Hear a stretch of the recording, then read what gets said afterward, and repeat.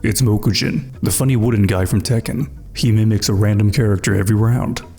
Static height, so range doesn't change no matter who he copies. Sick white and black silhouette effect. Wood joke. Alright, so got the usual out of the way. So I replayed Tekken 8 again after not playing for almost a year.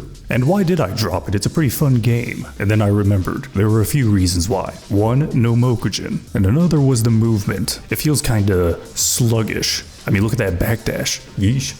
And while I was thinking about the movement, I realized I never went in depth with Mokujin's movement. And why I didn't is pretty simple, because there's not much to go in depth about. And here, let me show an example. I'll have Brian jab and then go into his down 3-2 string. Unless the character has a really good sidestep, this string will catch most characters trying to sidestep left. And when Mokujin copies a character with a normal sidestep, he of course has trouble stepping the string.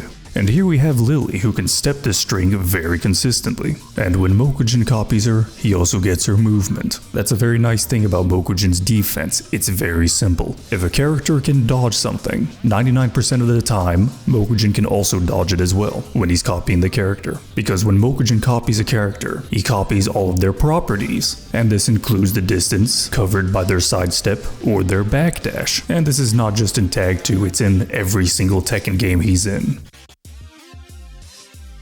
And I got curious and decided to test this string in other Tekken games, and Tekken 7's sidestepping is just garbage. And Tekken 8's sidestepping is not as good as 5, 6, or Tag 2, but it's better than Tekken 7's. But of course it doesn't matter because now Brian, for some reason, turns and tracks 90 degrees, when he did not before. It's almost like Tekken 8 has a problem, where ridiculous tracking was arbitrarily added to a bunch of random moves and strings. So now things that could have been sidestepped can't even be sidewalked.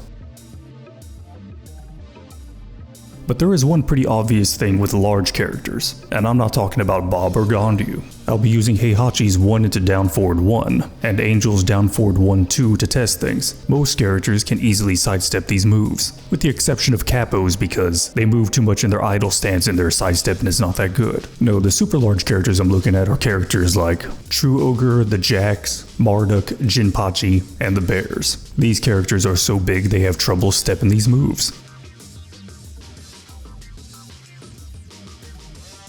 And when Mokujin copies these big characters, he can obviously sidestep these moves, because he's much smaller. And these big characters actually have some pretty good movement. It's not on the same level as Lily or Lisa, but it's still pretty good. It's just that these characters are so thick, they can't really make use of it. But Mokujin can make use of this movement, he's actually pretty evasive when he's copying the larger characters. Another obvious thing is that since Mokujin is a normal size character, combos that are exclusive to larger characters will not work on him.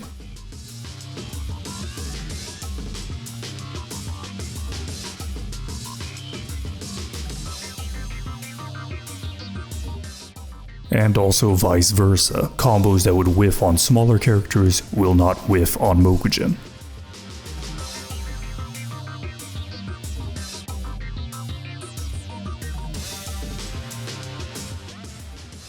And speaking of smaller characters, you would think that since Mokujin is larger, so that when he uses a smaller character's evasive stances, you would think he would be less evasive, right? Well actually, no, not really. It's pretty ridiculous. Like here, look at this. It makes sense with Zhao Yu. I mean, the low hitting mid just barely grazes the back of her neck. But with Mokujin, it just clips right into his back. It's crazy. Mokujin is unusually evasive. Mokujin is thicker, juicier, and larger than Zafina, but he's still just as evasive. And it's best not to overthink it. If a move can hit a character, it can most likely hit Mokujin. And if a character can dodge it, 99% of the time Mokujin can dodge it as well. And I said 99% here and previously, because Mokujin does have a different hurt box compared to most of the cast. So there is that one weird chance, either due to an angle, timing, or move, where the attack would whiff or hit Mokujin when it would not have hit or whiffed on the character he's copying. But honestly, in actual gameplay, this one chance is very, very rare. So it's better to just think that if a character can dodge something, so can Mokujin.